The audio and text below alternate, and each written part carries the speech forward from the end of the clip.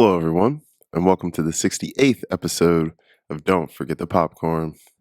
It's that time again to go over everything I watched in the month. Of course, I did watch some Christmas movies, a bunch of them. I'll highlight new ones I watched, but every year I always watch Jingle All the Way, The Santa Claus, Christmas Vacation, Home Alone, so I ain't discussed those here. I did watch a lot of new movies that are up for awards this season, so we got some important stuff to talk about with some of my watches. I'll have my top 5 of the month like I always do, and this was a hard one. So, like and subscribe, and let's get right into everything I watched in December. The Fugitive, 1993, directed by Andrew Davis. Early 90s Harrison Ford film. This film was huge at the box office. Get a good performance from Harrison Ford, Tommy Lee Jones. Harrison Ford plays a man who is accused of murdering his wife, and he's on the run trying to prove his innocence. It's a fun little action thriller. Nothing insane, but it's a good time. It was huge for its time. I could recommend this to anyone, especially if you're a 90s fan. I'll give The Fugitive a 7.4 out of 10. Party Girl, 1995, directed by Daisy von Scherler-Meyer. A fun mid-90s Parker Posey movie. I'm a big Parker Posey fan, so this was a fun watch. It's about a girl who is living a party lifestyle in her early 20s, and she wants to become a librarian and change her life around. It's a silly, goofy mid-90s movie, nothing crazy, but it is fun. It's vibey. I did have a good time with it. I couldn't suggest it to everyone, but I could definitely suggest it to you if you're a 90s fan for sure. So I'm going to give Party Girl a 7 out of 10. May December 2023, directed by Todd Haynes. So this is one of those films I was talking about when I said we had some important ones to discuss. May, December, a big one up for award seasons this year. We get brilliant performances in this movie. This film is about a young actress who is playing a lady who did jail time for having an affair with a 13-year-old boy, or a 6th grader. I don't know if he was 12 or 13, one of them. But really, this movie isn't about either of the two women, played by Natalie Portman and Julianne Moore. This movie is about Charles Melton, the guy, the young man who's now older, who has been with this woman this whole time. They have a family, kids. This film was wild.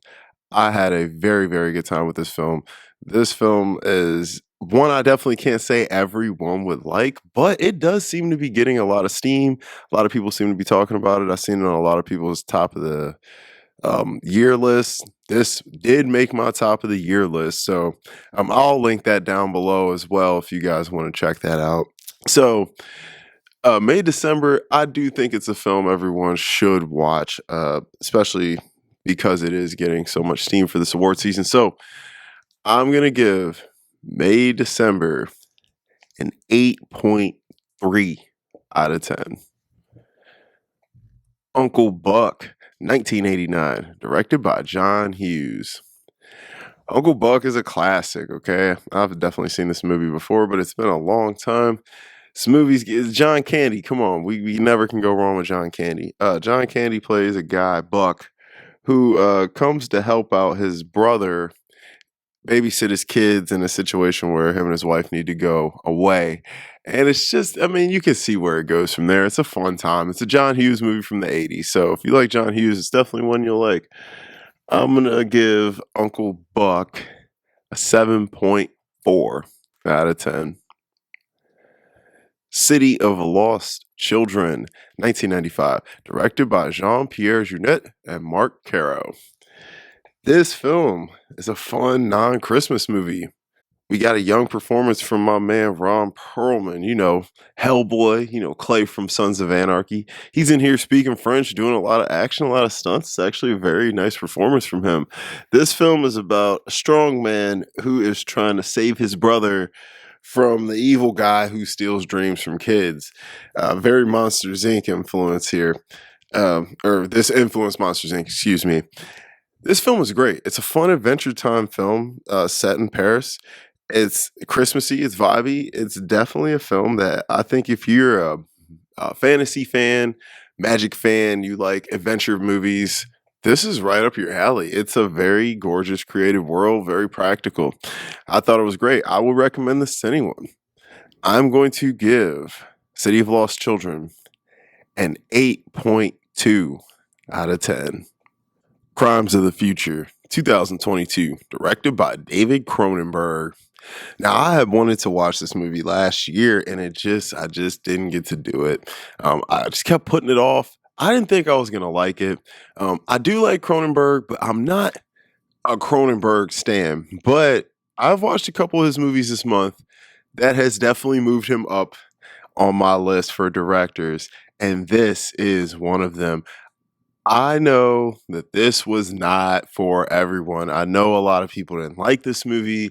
I know a lot of people were underwhelmed by the body horror. There was a lot of complaints about this movie. I don't give a fuck. I absolutely loved this movie. It was a vibe. I was feeling it. I was riding along with Viggo Mortensen and Lea Seydoux, and I just dug them as a team, as a couple. I dug the concept of this movie, what it was trying to represent, what it was telling us. And it was just a fun, vibey sci-fi time that I don't know, maybe it was the mindset I was in when I watched it. I've watched it again and I loved it just as much. So I don't know, something about this movie was really special. It hit me on a personal level. I know it's not for everyone, and I'm sure a lot of people are scratching their heads as to why I like this movie as much as I did, but I loved it. But I cannot say it is for everyone. It is not for everyone. If you're a deep sci-fi fan, body horror fan, Cronenberg fan, definitely check this out. But I'm gonna give Crimes of the Future a personal 9 out of 10, and it is one of my personal top 5 watches of the month. I know it's weird, but that was just me. Violent Night, 2022, directed by Tommy Wirkola. Violent Night, a fun little Christmas movie. Another one I wanted to watch last year, didn't get a chance to. Violent Night, hey, it was a fun time Christmas movie. Action, gory. David Harbour having a great time doing his thing. He played a great Santa Claus. It ain't the best Christmas movie ever, but it's definitely one of the better ones to come out in the last few years. So this will probably get watched, every Christmas from now on. But I ain't gonna sit here and act like it's a crazy banger, but it is a good time. If you like action movies, you like Christmas movies, definitely check it out. I would give Violent Night a 7 out of 10. Good Time, 2017, directed by the Safdie brothers. Now, I am a fan of these guys' work. This film here stars Robert Pattinson. It's about a guy who robs a bank with his brother, who is deaf and a little mentally handicapped. And the brother gets caught, and he spends the whole night trying to get this dude out of jail, or technically out of the hospital, because something happens. It's a weird, trippy, kind of vibey adventure movie, crime movie. It's different. I can't say I've seen a ton of movies like it. I didn't love it.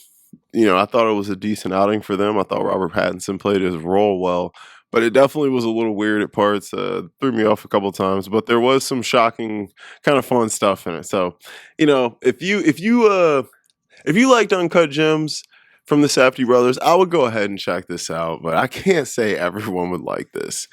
I'm gonna give Good Time a 7.2 out of 10. High Life, 2019, directed by Claire Denis. Now, I love Claire Denis. She's a great director. And another Bobby Pattinson movie. High Life, it was a good sci-fi film. It's about these people who are out in space, and there's a lady who's trying to get them to reproduce. And it's I don't know, it's a lot of weird stuff going on. It's one you just gotta watch, but it is an interesting sci-fi film about kind of the last two people surviving in a situation, and they kind of show you how we get there. It's a different movie, but it was pretty good. I did have a good time with it. Mia Goth's in it, plays a really nice role, and you get a great performance from the legend, the beautiful Julia Binoche. So that's always fun. I couldn't recommend this to everyone. It's a little bit of a weird one, but I would definitely recommend it to deep sci-fi fans for sure. So I'm gonna give High Life a 7.2 out of 10. Anatomy of a Fall, 2023, directed by Justin Triet. All right, now from here on out, there'll be a couple older ones sprinkled in, but it's about to be a ride of new films. So, uh, Anatomy of a Fall, man, one I've been dying to see, and it paid off. It was well worth the wait. This was a great film, one of my favorites of the month. It's not a top five, it was close, but it is one of my favorites of the month and one of my favorites of the year. About a woman who is accused of murdering her husband after he mysteriously falls out of the window of the third floor of their home. This film was incredible. Crazy courtroom drama. Really, what the strength of this film is it doesn't tell you how to think. The film is a total mystery. You have no idea whether what to believe or what to think. You got it just lets you form your own opinions, and that's what the beauty of this film is. So it keeps you on edge. So if you watch this with a friend, it's definitely you two are gonna definitely have a conversation about it after, during, whatever. This film, all the award love it's getting, it's very deserved. Sandra Hüller gives a absolute performance. The young kid in this movie gives a great performance. I would highly, highly recommend this movie. If it came home with some awards this year, I'd be very happy for it. So I'm going to give Anatomy of a Fall an 8.8 out of 10. The Birdcage, 1996, directed by Mike Nichols. Now, this is a random one sprinkled in here, especially with the next few we're going to talk about. The Birdcage, seen this before. Fun little LGBT fun movie. Robin Williams always bringing us a great performance. You got Gene Hackman in here doing his thing.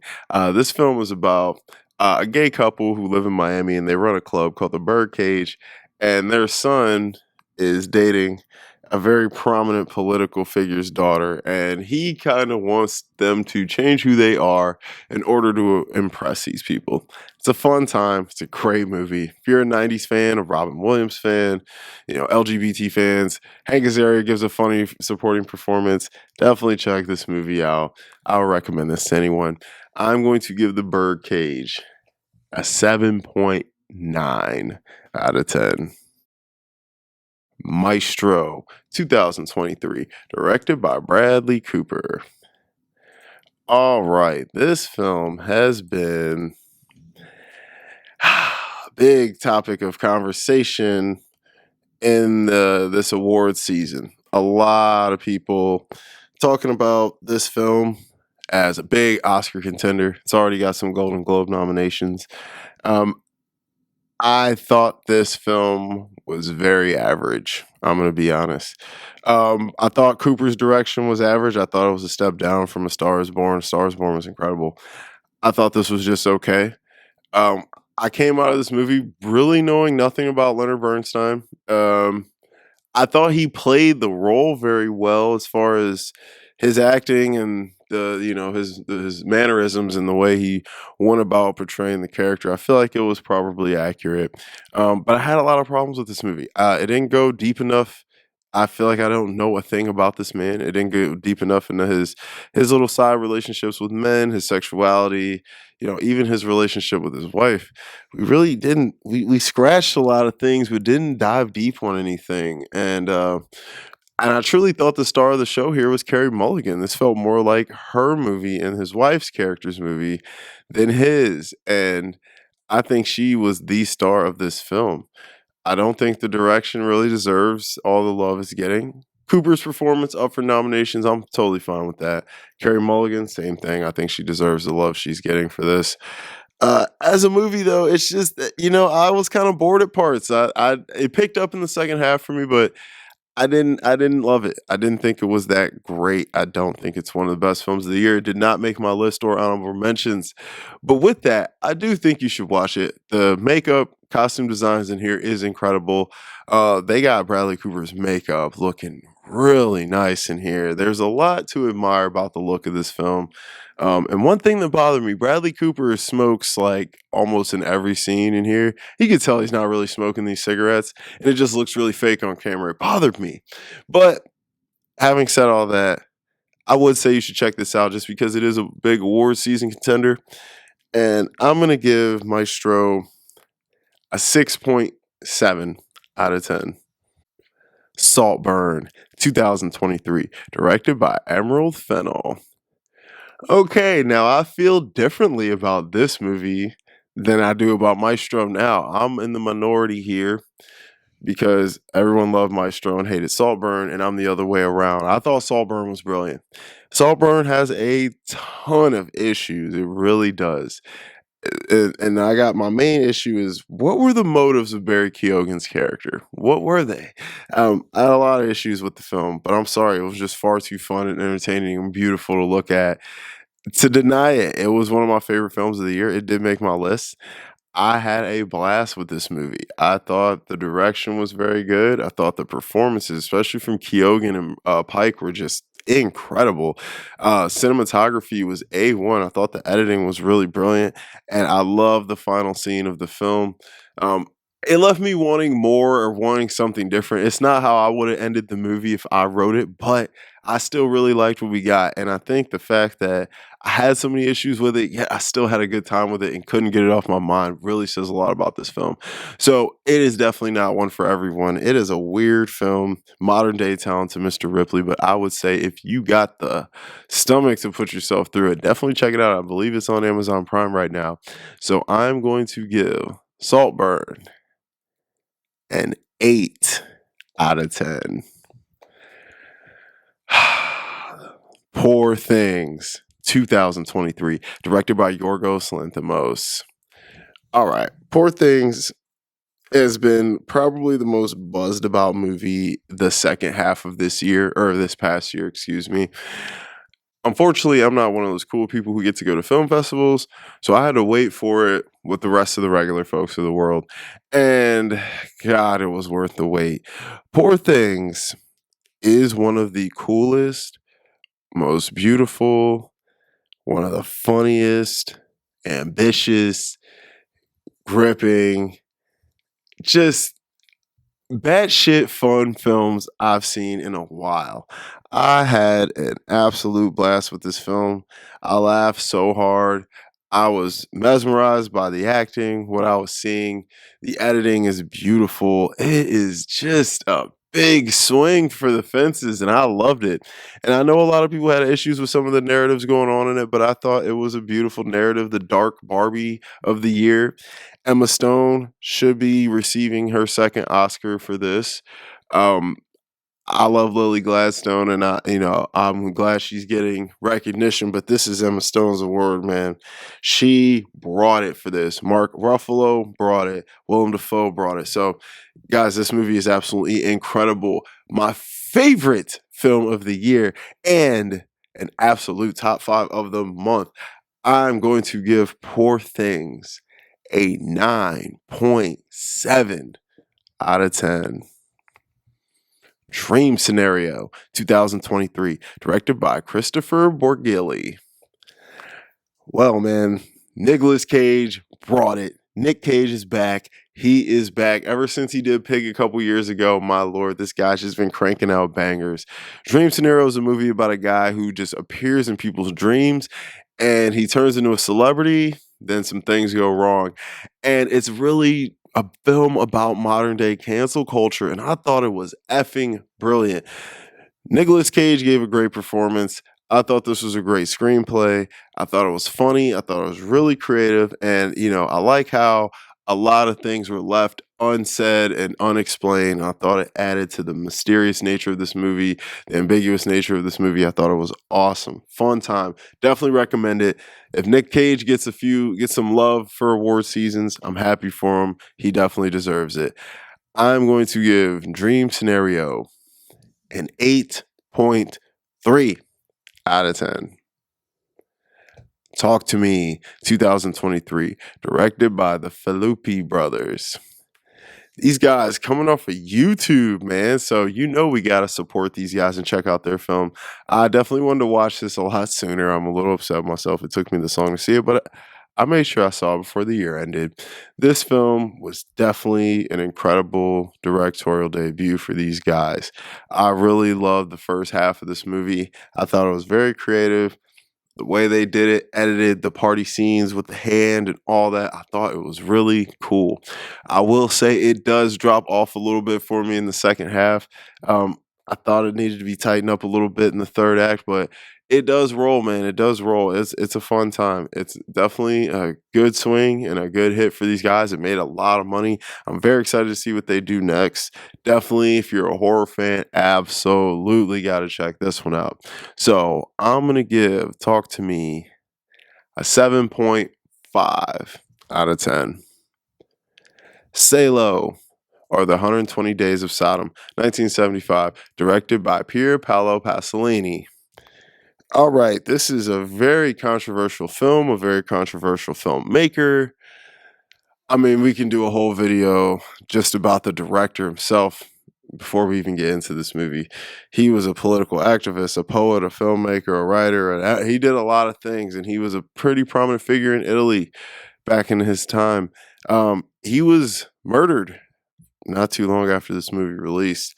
This movie is kind of a torture porn film set at the end of World War II, and it's littered with symbolism about treatment of people, treatment of the world, and how certain areas of the world were taking on customs of other areas and how that may be wrong. And it's a film about greed and consumerism, and it's a lot. It's a lot. It's a lot. This movie, it is considered one of the most controversial films ever made, and I 1,000% understand why. And honestly, I don't even know what to say about this movie. I'll put it like this: it kept my attention all throughout the whole 2 hour runtime. It had some very good cinematography at times. It was very, it was the way it was written, I thought was clever for the type of film it was. I thought all the actors really bought in. They really bought in. Um, I I can't recommend this to anyone. I would never tell someone to watch this movie, even deep cinephiles. I don't even know if I'd tell them to watch this movie. There's a lot of stuff in here. This movie was rated what it was rated for a reason. It was banned in a lot of countries for a reason. There's a lot of stuff in here a lot of people don't want to see and don't have the stomach for. So I'm not going to recommend this to anyone. But I would say read about it, read maybe about what the contents of it are, and then maybe see if it's something you want to check out because it is a wild ride. I'll say that. But having said all that, I'm going to give Salo a 6 out of 10. Blackberry, 2023, directed by Matthew Johnson. This movie came out of nowhere, man. This film was awesome about the rise and fall of the BlackBerry phone. You know, if you're like between 20, if you're 28 and older right now, you definitely remember the BlackBerry. It was the phone to have before the iPhone came out. It's a great film. You know, films like Air and Social Network and Tetris, and you know, a lot of these releases have kind of paved the way for these movies, and they're kind of taking on a life of their own. This is one of the better ones out of those. I really enjoy this. Glenn Howerton, Jay Baruchel. Hey, bravo. Oh, these guys gave great performances in this movie. I thought this was a very funny, very cool, different film to see coming out of Canada. And I like that it was a very Canadian film and they stayed true to their roots. I thought that was cool. Definitely one of the better films of the year. I wish I would have saw this before I made my list. This definitely would have at least got an honorable mention. So I would highly recommend Blackberry to anyone. I'm going to give Blackberry an 8.1 out of 10. The Iron Claw, 2023, directed by Sean Durkin. Now, I have to admit, I have not seen any other of this director's films, but now I want to because The Iron Claw was a great film. Holy cow. This movie Man, it hits you hard. It hits you hard. And I didn't and I'm not gonna sit here and act like I'm a wrestling aficionado. I know a little bit about wrestling, mostly 90s and early 2000s. That's when I was watching it, when a lot of my peers were into it. I got a lot of friends that are really into wrestling still, like grown men. It's crazy. But um, I didn't know anything about these guys at all. So I went into this kind of just looking at it as a brand new story. And hell, after you watch it, you learn what actually happens. It's even worse than what the movie portrays. And that's one of the things that bothered me about this film is that they left something really big out that I think needed to be included. And I can understand reasons why the filmmakers may have chose to do that, but I don't think it was the right move. Having said all that, Zac Efron, amazing. Jeremy Allen White, amazing. The acting, the story, the emotional weight, everything really does work in this film. I had a great time with this. This film put a baby tear in my eye. And Zac Efron, I'm looking at you real different, buddy. You got it right now, man. So I'm gonna give the Iron Claw a 9 out of 10. American Fiction, 2003, directed by Cord Jefferson. All right, guys, this is gonna probably be the last one of the brand new award season films, and we'll get into some more diverse stuff, some other stuff. But American Fiction, man, this movie was hilarious. Jeffrey Wright giving us an all-star performance. What's the guy's name? His brother in this film. Oh, his name's right on the tip of my tongue. I'll think of it in a second. He's given a great performance in this film.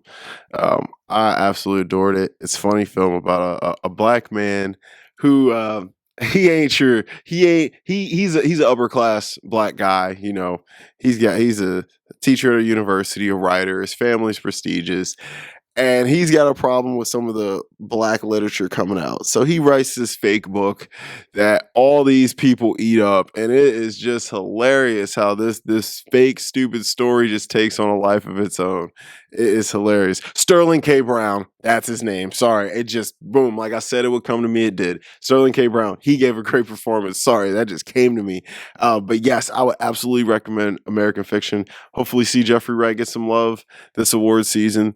Yeah, definitely watch this. I'm gonna give American Fiction an 8.2 out of 10.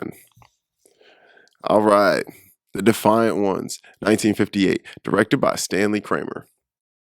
Tony Curtis and my man, Sidney Poitier, giving some great performances in this film about two guys on a chain gang who end up escaping and have to work through their racism and prejudices to figure out how to get out of this alive together. This was a great film. I had a good time with it. It was funny, not too over the top. It fit the time period for sure. I thought it was an accurate portrayal of how things would probably go in 1958. So definitely would recommend this to anyone. I will give The Defiant Ones a 7.7 out of 10. The Lives of Others, 2006, directed by Florian Henkel von Donnersmarck. A German film. I believe this won Best International Feature the year it was released.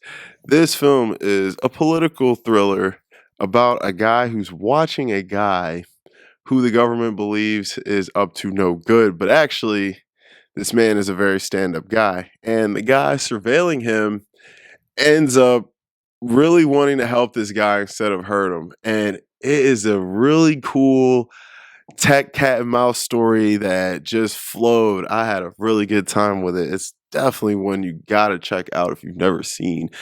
Um, Definitely one of the best German films I've seen in a while. So I'm gonna give The Lives of Others an 8.3 out of 10.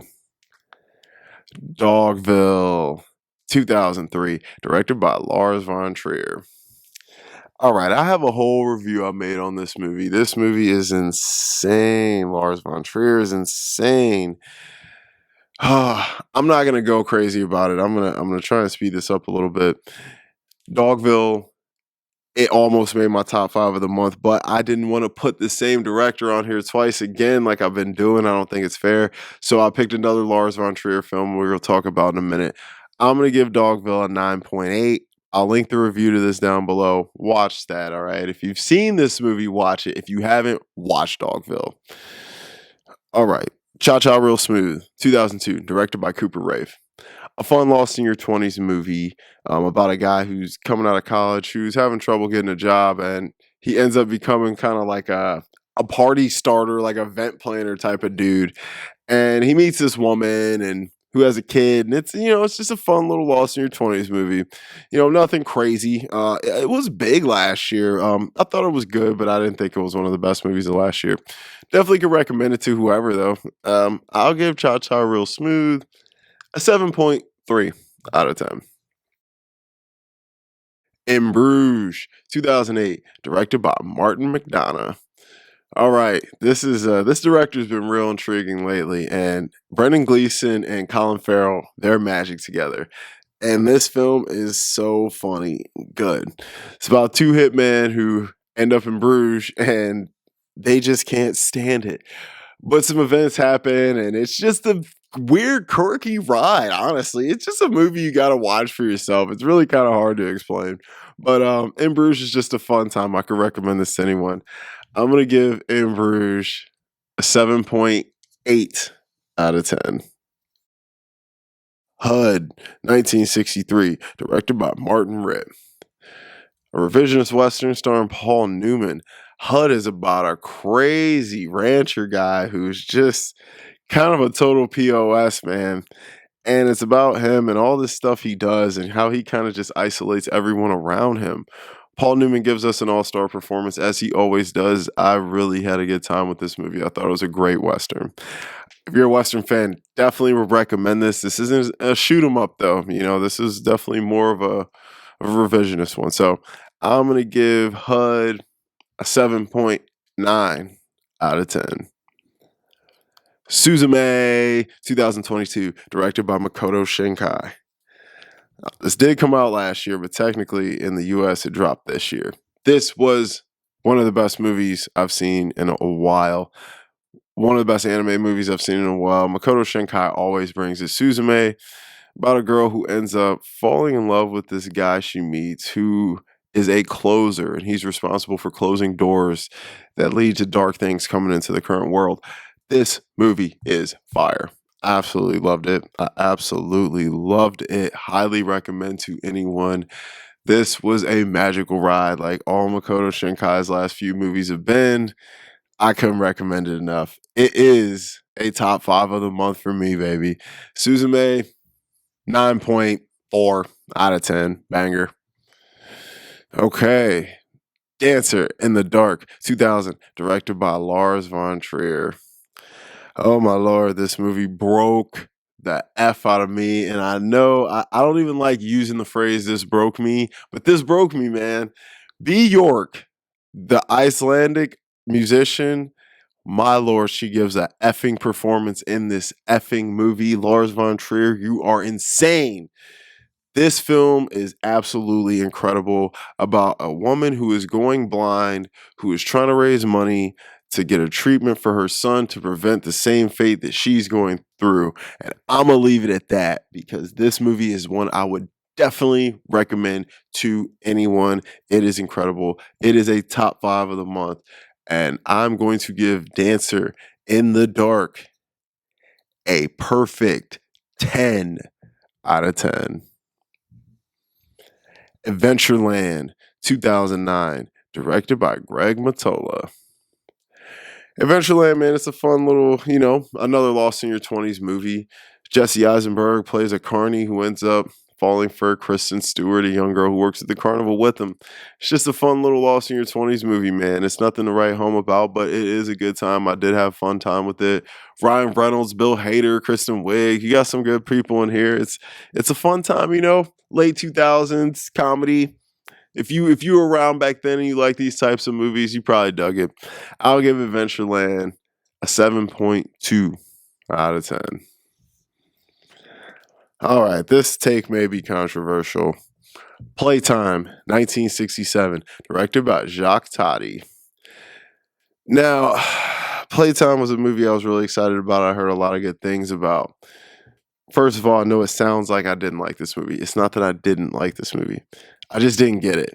Okay. And I'm not ashamed to admit that. This film really felt like it was about nothing. It's really about this guy who kind of just like walks around getting lost all over this kind of like modern high-techy version of Paris.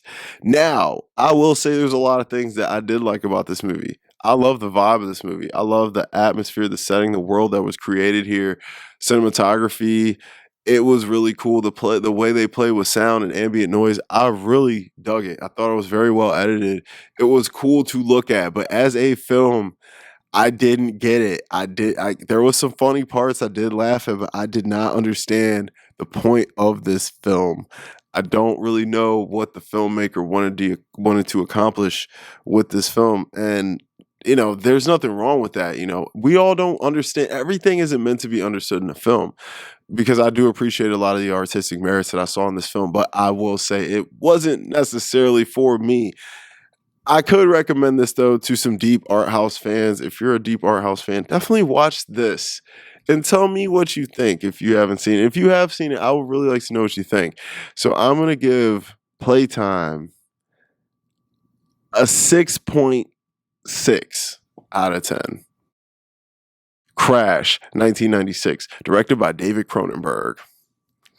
Okay, I really like this movie too. And I don't know why. It's like these Cronenberg movies are starting to make me question things about my own self. And, it's kind of scary because I don't feel like I should have the reactions to these films that I do have, but I have them. And I'm not going to go into detail about them, but I really adored this film. I thought it was very interesting, different, erotic, sexy take on something really strange. It's about these people who are sex crazed car crash addicts. It's the weirdest thing you've ever heard, but this somehow works. I don't know why, but I really dug it. I definitely couldn't recommend this to everyone, but I could recommend this to horror fans or erotic thriller fans for sure. I'm gonna give Crash an 8 out of 10. Exotica, 1994, directed by Adam Egoyan. Okay, I was really excited to watch this movie. It looked really good. I saw some images from it. I thought it looked incredible. It looked vibey. It looked like something that was going to be right up my alley. It was okay. I was a little bit let down. It's about this guy. The film is really about a guy who's grieving the loss of his daughter, and he's treating himself through these interactions with this stripper at a club and interactions with his old babysitter. Um, it's actually the message of the film and what it's about, I think is actually pretty clever, and I think it's well written. Execution just didn't work for me. It paced a little bit slow for a movie that's not even 2 hours. Um, I did like the club though, the Exotica club. I thought it was vibey. I thought it was cool. The acting was kind of I didn't really like too many of the characters. Honestly, there wasn't many likable characters in the film, and I think that is one of the downfalls of it. It's kind of hard to get into films where you can't root for anyone in it. There's very rare films where you can hate all the characters, yet the film still works. This isn't one of them. I couldn't recommend this to too many people. If you like erotic thrillers, it's not that erotic, but I'd watch Crash before this. But I'll give Exotica a 6.3 out of 10. Breaking the Waves, 1996, directed by Lars von Trier. Like I said, guys, I've been on this Trier train and I ain't getting off, man. This guy is incredible, insane. I'm really becoming a big fan. Breaking the Waves was an incredible film. Another one that I hate using this word, but it broke me, man. I hate it, but it did. This film is about a young woman who's she's definitely a little bit slower mentally, and she ends up finding love and marrying this guy, and she just would do anything for him. He ends up getting into an accident at work that leaves him paralyzed, and he asks her to do certain things in order to help him get through his situation. And my God, it's a freaking ride. We get a great performance from Stellan Skarsgård. Always bringing it. He's a regular in the Lars movies. So if you watch Lars von Trier films, you definitely have seen Stellan Skarsgård a lot. But I do love that dude. He's freaking incredible, and he's so young in this. It's kind of crazy. Emily Watson though gives us a crazy performance. I think she got an Oscar now for this, and it is well deserved. Hell, man, she probably could have arguably won. So she is killing it in this. I absolutely love this film. I would definitely recommend this to anyone. I'm going to give Breaking the Waves a 9.2 out of 10. The Face of Another, 1967, directed by Hiroshi Tetsugura. Boy, oh boy, this film shocked the shit out of me. This film was cool as hell, and it was really hard leaving this off the top 5. Man, this film is about a dude whose face gets burnt up in a crazy accident, and he's wearing these bandages, and he ends up running into a doctor who's willing to make him a mask. And man, he uses this mask to do all kinds of little stuff, you know? It's almost like he can have two lives. Bro, this movie was so clever. It was super cool. It was edited beautifully, vibey. I love the dialogue in it. The lead character was super slick. I was enthralled with this film. I was glued to the screen. I was sucked in all the way. I absolutely love this film. I would recommend this to anyone. It's a really cool film. I gotta give The Face of Another. I'm gonna give this a 9.2, man. I freaking love this movie, and I think it's one of a kind. El Dorado, 1966, directed by Howard Hawks.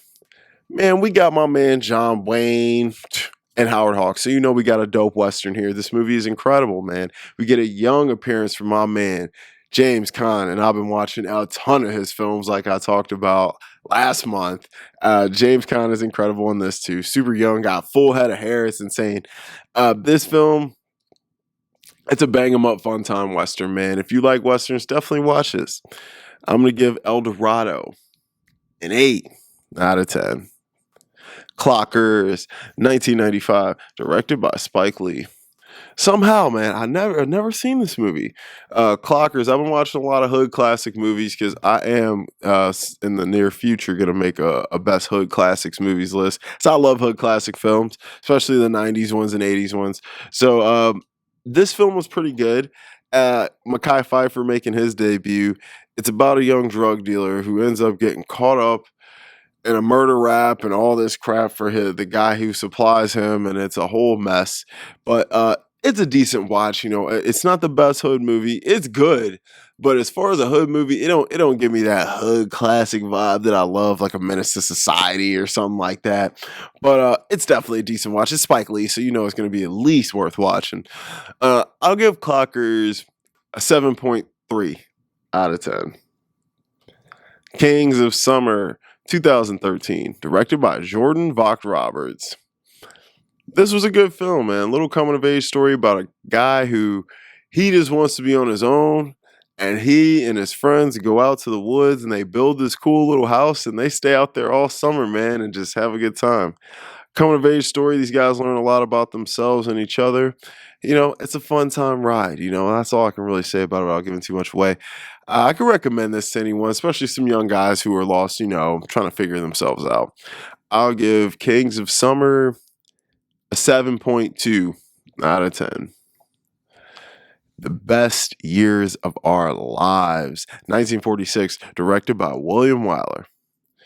All right, William Wyler's moving up hard for me in the ranks. Everything I've seen from this guy is incredible, and this film, I'll just tell you right now, it's a top 5 of the month. I loved this film about 3 men coming home from the war who are dealing with the changes the world has now that they've been gone.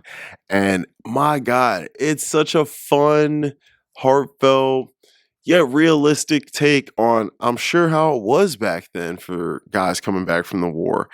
And I mean, dude, it's tragic in ways, but it's beautiful in ways. It's an epic movie. It's about 3 hours.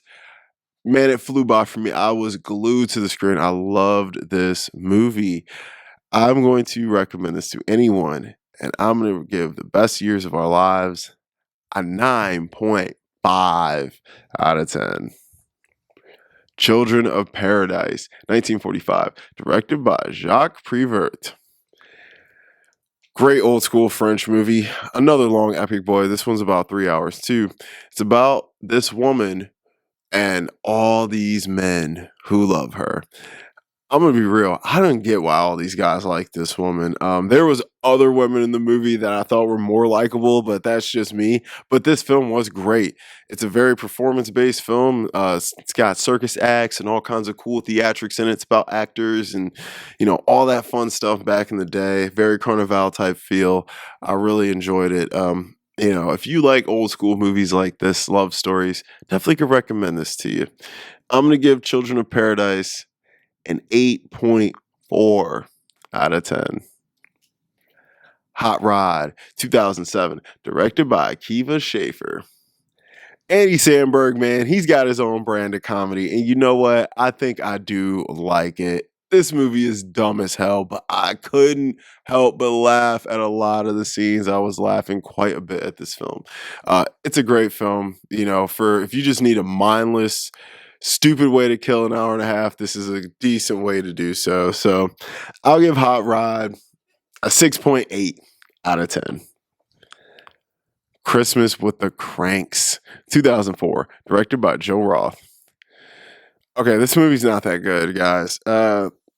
I'd never seen it before, though, and I can say I have. This movie's about a couple whose daughter is leaving the nest, so they decide to cancel Christmas and go on a cruise. And their whole neighborhood freaks the fuck out for whatever reason.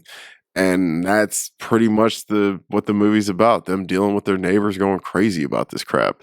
Tim Allen and Jamie Lee Curtis, they do the best they can with probably one of Chris Columbus's worst screenplays. This ain't a Christmas staple for me. It won't be. I'll give Christmas with the Cranks a 5.4 out of 10. Scrooge, Albert Finney Scrooge, 1970, directed by Ronald Neame. Now, this is a different story. I thoroughly enjoyed this version of Scrooge. I had never seen this before. Albert Finney gives us a really cool version of the Scrooge, and we get one of the coolest Ghosts of Christmas Present that I've ever seen. I adored this film. Great musical numbers, incredible acting, the colors, the score, everything works really well in this Christmas time, fun time adventure. I will be watching this on the holidays in the future. I'm going to give Scrooge an 8 out of 10. Guys, thank you so much. If you made it this far, like and subscribe to the channel. It really helps me out and I appreciate it. Let me know if there's a film or topic you'd like me to go over. I got a podcast with my buddy, The Cutting Room Floor. I'll link that below for more movie content. Hit me on Letterboxd, Ralph Vader. I'll link that below as well. I'll be back next week. And don't forget the popcorn.